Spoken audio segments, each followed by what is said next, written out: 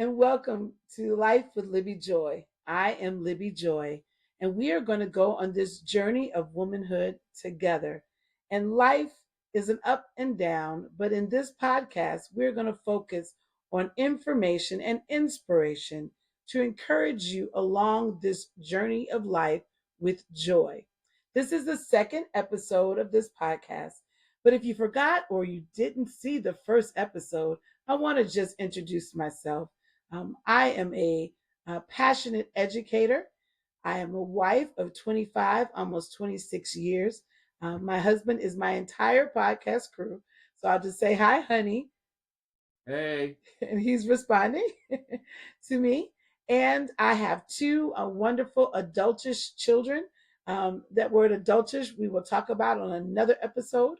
But for right now, I have two adultish children. I have a young little dog, and I have a wonderful family. I am a minister.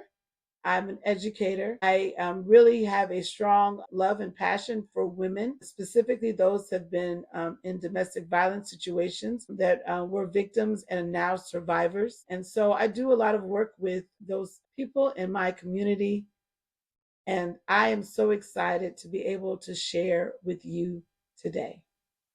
On this podcast, you will learn a lot of information about women's issues, our challenges, our successes. And I've tried to focus on one thing, but we just have so much women. There's too many things to focus on. So I'll take a topic each week and focus on one thing that I found fascinating to talk with you about. I'll also be bringing on other women to share their journeys with you and to share how they have gone through their successes and the failures and all the things in life and have come out with joy. And so I'm excited to share these things with you. Each episode, we are going to start with our hot topic of the day, and then we'll go into our main thing. So, our hot topic of the day actually came from a 22-year-old young woman, and she mentioned this question, and I thought about it. And this question is chivalry dead? It's hard to say the word, but is that word chivalry dead? And so I had to, of course, look up the word and see exactly what it really means. So, chivalry, and the definition is this: a code of conduct for knights in the medieval era that emphasized honor, courage, and courtesy. So the question was, is chivalry dead? My answer, yeah, it was medieval. Chivalry, the concept, is dead.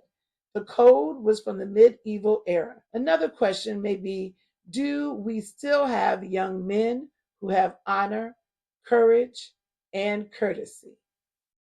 And I will go out on a limb to say yes.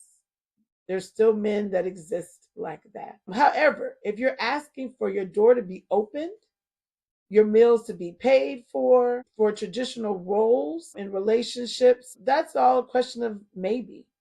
Because to be honest, everyone has a different understanding of relationships, of roles, of mutual respect, of communication, of the honesty that you build, and of the trust.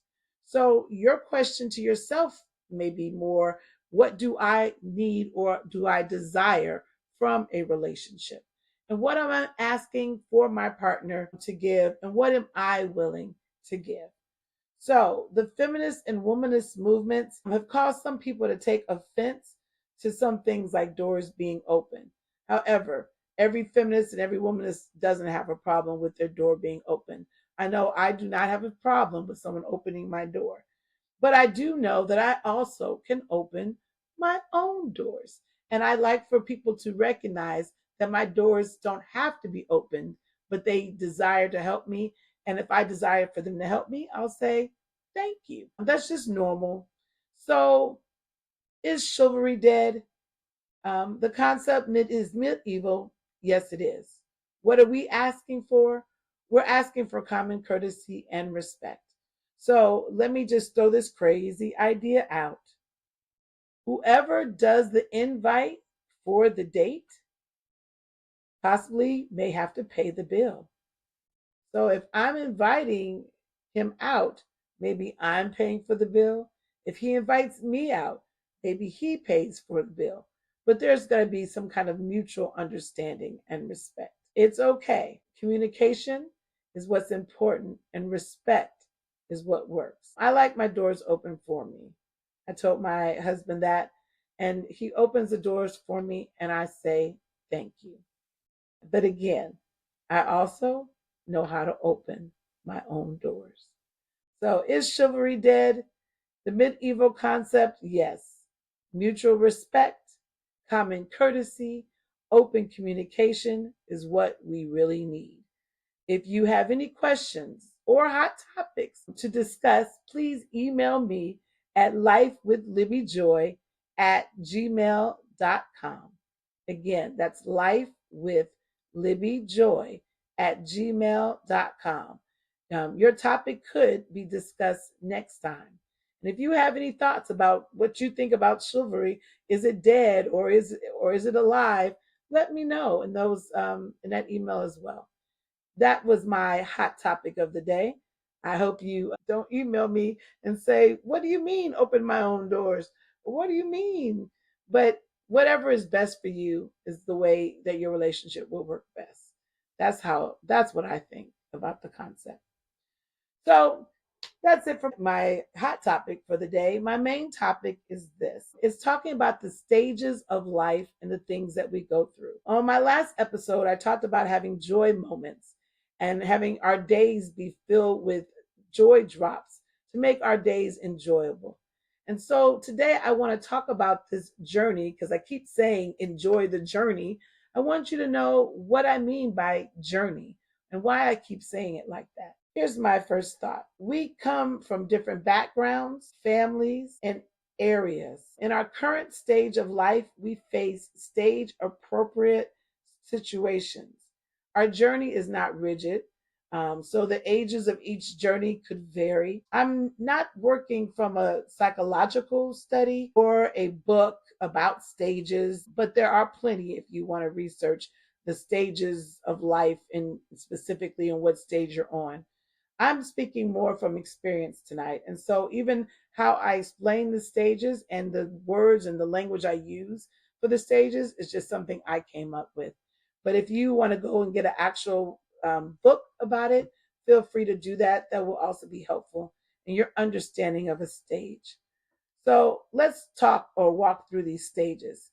Um, Please comment on the comment lines or email me at lifewithlibbyjoy@gmail.com with your understanding of each stage. So that'll just help us figure out what's going on with us all. But first, let's just do a definition of the word stage. Merriam-Webster's dictionary. Yes, there are still dictionaries. Yes, I am dating myself because I want to go to a dictionary, but I also am letting you know I know how to get to a dictionary online. It's on the internet. As my kids say, I can Google it or search it up. So I did Google the word stage for you. It's defined in Webster's dictionary as a period or step in a process, activity, or development, such as one passing through a specific age. So, ladies, let's talk. Which stage do you find yourself in? Let's talk about the stage one. I put this stage around your 20s. I call it the plotting life stage. Plot, like plot on a graph, the plotting life stage. What will I do? These are the questions we'll ask. What will I do? Um, but is this the best idea? What well, will I start a family? Do I want to go straight through to a career? Do I want to finish school and go to a grad school, or do I even want to go to college? Maybe I'll go do a trade or find something else to do. Nowadays, this can age not just from the 20s; it really can go 30s and actually into the 40s now. But this is just the concept that we're in this stage looking to figure out what our life is going to look like. We are building the dream, right? We're trying to figure out, what career, where do I see myself in 10 years? How will my life look like? There's a lot of frustration and anxiety in this stage. And actually, believe it or not, I think it's all stages have some frustration and some anxiety. But one of those anxieties is, if I make the wrong move today, will my life be messed up tomorrow? Like, I went to the wrong school, or I majored in the wrong thing. Or what if I go into a career and I really just don't like it? And so we have all of these questions, and it gives us some anxiety because we feel like there's so much pressure to create the life. I just want to encourage you, if this is a stage you're on, if you are in your 20s and you're trying to figure out what to do, I tell my children all the time that when you pick a plan for your life, it can't change. What you decide to do, even in college, and you may want to be, I don't know, a teacher. I'll just put myself in there. Or you may want to be an author or writer. And you start out on that path. You may shift or change to a different path in your 30s or your 40s. So you can begin with one thing and end up in another thing. And so the decision you make today, while it's important, don't get me wrong, I think you should do your pros and your cons list and make decisions that are best for you and the things that make your heart sing. I think you should try all of those. But at the end of the day, you can change your mind. You are not locked in because you decided today you want to be a lawyer, or you decide today that you want to be a teacher. You can change your mind. You can move around. Now, there's some struggles with moving and changing, and we'll talk about that later. But I want you to know that you're making decisions today based off of the information you have, based off of the research you've already done. And like I said, you may change your mind in 5 years. It's okay. It's okay. Try your best. This is that stage that you're plotting life, that you're dreaming. I will say, though, I'm going to encourage you to dream big.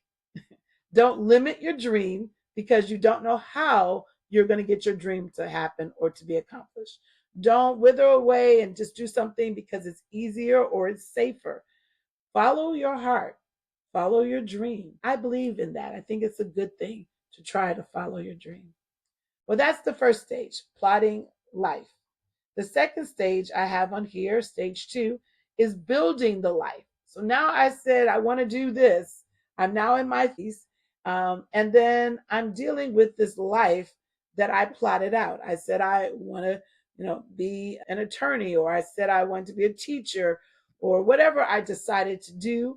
And now I'm doing that life. I decided I want to get married. I decided I want to have kids. And whatever that is, I am now building it up. I'm now going through this. And so those things I planned in my 20s, I'm now working it out in my piece. When I wrote my book, and I did write a book, it was called Beaten But Not Broken. You're Still Here. That was not a shameless plug, even though it will be on my website at some point. But what I loved about, I was learning at that stage, my kids were very, very little. So I wrote this years and years ago. I had a child in diapers and a child that was leaving diapers. And so I was in this stage where it seemed like I was always changing a diaper.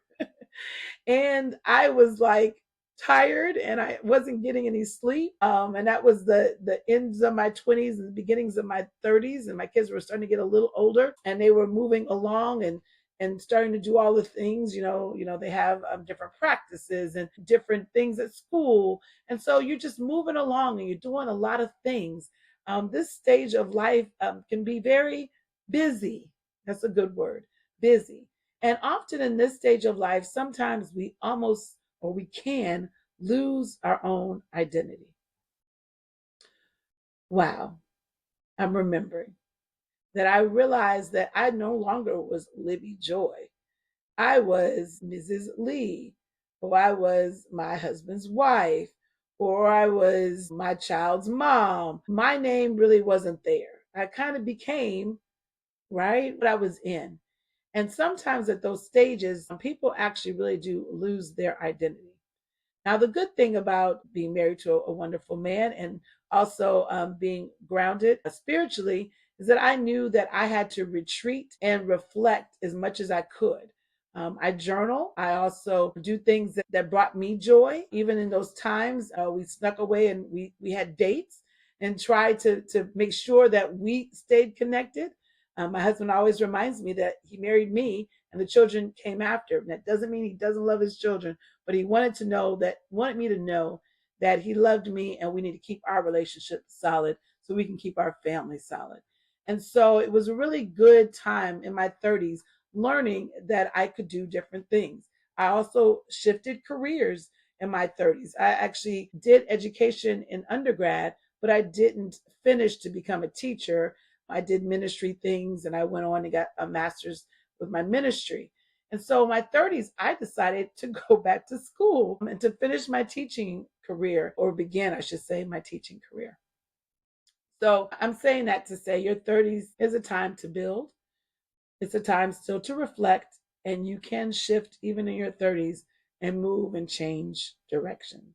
Be mindful that you are still you and you need to make time for yourself. And we say it a lot nowadays. I think really self care. Self care is key and important to a woman's journey. And so, whatever stage you find yourself in tonight, remind yourself self care is key.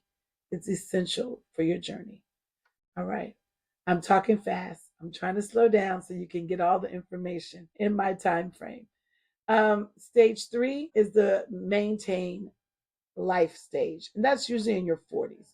And so, unfortunately, this is usually when we are moving without motion. We're going through the motions because we've done it so long, we're just doing it. This is usually the time where people often get stagnant with life. They start again going back and saying they're like hamsters on a wheel and they're just moving and moving and moving, and they don't see themselves moving forward. They just move around and around and around. They usually feel like they're doing life, but really life is really doing them, right? They don't feel like their time is being used in a positive way. They feel like they're just kind of repeating the cycle that they've always been on. And so this frustration can cause some people, again, for burnout. Anxiety, again, is always there when you feel like you can't get out of this rut. A lot of times, people's relationships break apart because they've been with this person for so long, and kids are getting older, and they start questioning their choices in their 20s or 30s. And so this can be a very challenging time. And so I put on here that uh, there's usually some depression and stress that stirs. I will always mention when I talk about depression and stress that mental health professionals are our friends, and we need to make sure we reach out if we're in need. If we are having these slumps and these bouts of depression or anxiety, we need to reach out and find some help, to talk to someone who is equipped, who can handle our conversations and give us some positive feedback and ways to cope and manage these things.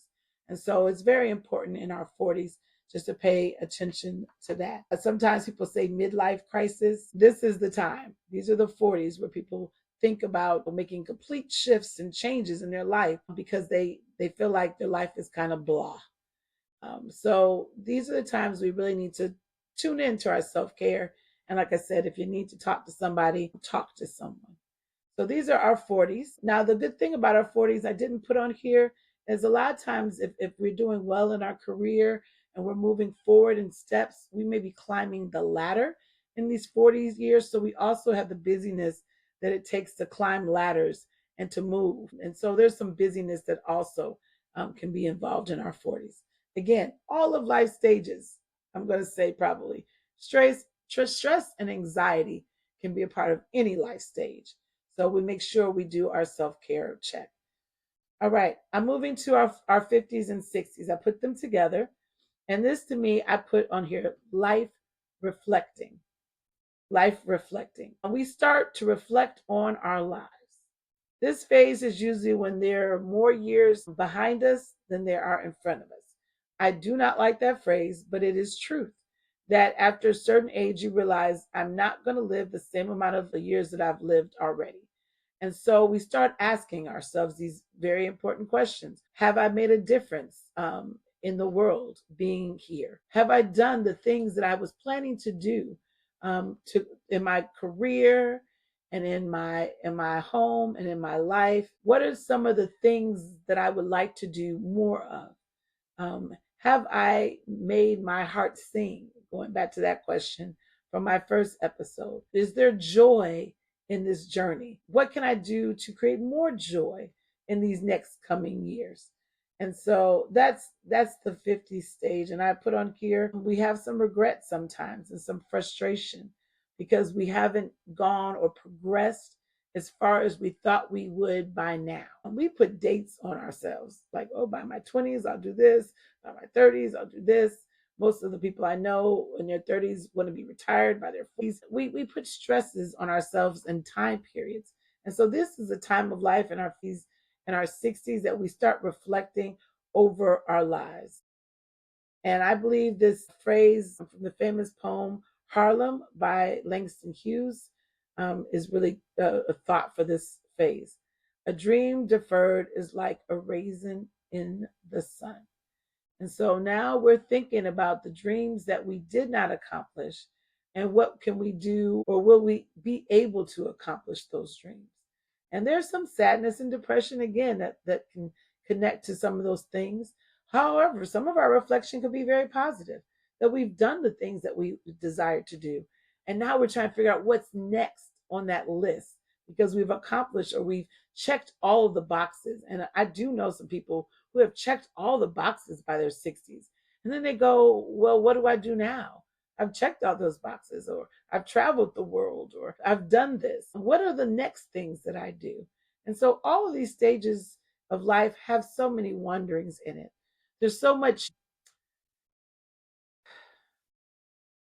there's so much that we can take in that sometimes we don't realize the things that we're thinking about can cause us some stresses and some thoughts that we weren't even trying to have. And so when I tell you to focus on the joy of these journeys, that's why I talk about that, because we can loop ourselves into sadness and we can loop ourselves into frustration and we can loop ourselves into anxiety when we're always focused on what we don't do or what we haven't done, instead of looking at all the things that we have accomplished, all the moments that we've enjoyed in life with our family or with our children or in our jobs or with our friends, and we start focusing on all of those accomplishments, the joy of each day is something to celebrate. And so that's my thought. The stage 5, and this is the last one I did, and I know this is a lot of information. Luckily, it's on podcast, and you can stop it and come back to it. But stage 5 is the wind down, and I says wind. I put WIND, although it does sound like I'm saying wine. That I'm asking everybody to have a good old fashioned wine and then relax. But this is your 70s and up. And so these are the times or the stages in life when you find joy and life for your stages. I believe these are the years where I see lots of people rediscover things that they thought they couldn't do, or try new things, or go on trips. I always say this is the time where you're supposed to go to Alaska and get on the boat and see Alaska. I mean, these are the years that you explore. It's great to be in this stage, and actually, it's a blessing to be in your 70s and above. To live a long life is a blessing, and is a joy all by itself. But the things I'm saying in this stage, I feel like should always be in every stage. Because in this stage of life, I find that people know who they are and are okay with being just who they are. Um, in this stage, the joy that should be in every stage does start to show up. And so I talked about vacations, retirements from jobs, families becoming more independent, and squeezing every ounce and leaving it all on the court, as they say. Leave it all on the court. Put it all out there. And this is the time, as you know, I'll use my mom for example, that you really do live your best life. And the things that you bring excitement to you and make you smile can be simple things, but yet you're smiling every day because you realize it's a blessing to have each day. And so those are the things I find in all these different stages. So put yourself in one of these stages. Where do you fit in? Your age may be different than the age I mentioned, but which stage do you really think you're kind of finding yourself in right now? Now, pause. Do that myself. Take a deep breath in and out. My husband's helping me. My 1, 2, 3s in and my 1, 2, 3s out. And so, my revelation today may not be new to you, but it will be reinforced. Here's my joy moment of this episode. What if we could live in each stage with the joy of the wind down? What if we could recognize that all of the moments are precious and we squeeze out every ounce of every day? What if we are content in the stage we are in, knowing that it is temporary? And I'm going to say it again, temporary.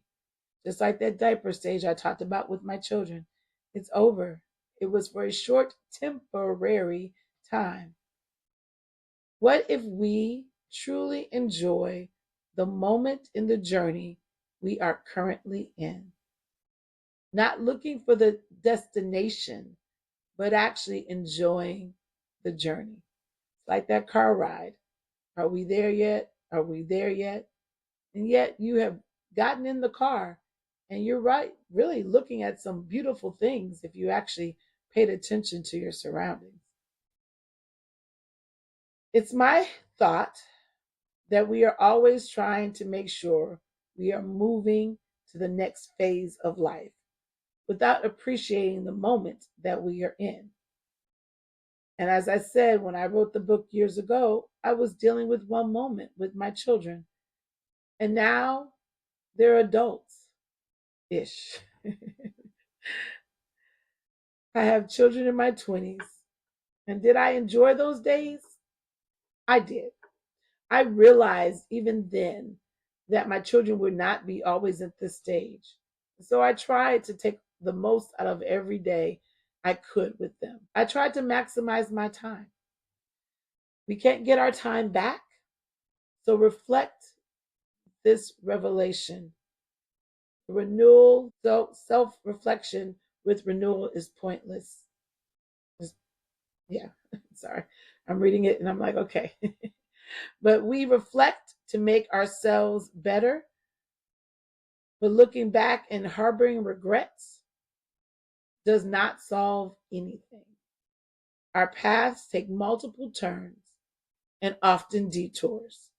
And I believe that they all build who we have become, our successes and our failures. So treasure your current stage in this journey called life, because you only get one life on earth. Our takeaways for today: stages are periods of time in our life. They are not permanent, but temporary phases. Find joy during each stage and remember those daily joy drops or moments. Learn the lessons from the stage you're on, the tests, the trials, the successes, and celebrate the small wins and the biggest winner, which is you. You made it through to the next voyage. And remember, it's not a destination, it's an active journey that we call life. And we're going to fill it with all the joy that we can. So that's the second episode. Woof, woof. I know there's a lot of information, but I wanted you to understand you're on a journey, you're in a stage. It's just temporary. That is the second episode of Life with Libby Joy. I'm Libby Joy. Thank you for joining into the conversation today. Our next episode, I am so excited. We are going to have a special guest joining us, and we are going to discuss the topic friendship. Friends, how many of us have them? Relationships with women, what does that look like? Is that a good thing? Is that a challenging thing? We're going to talk more about that. And we're also going to have a hot topic for you. You don't want to miss this hot topic. I think it's going to be good. All right. Tune in next Tuesday at 8 p.m. Eastern Standard Time. And remember to enjoy the journey of life.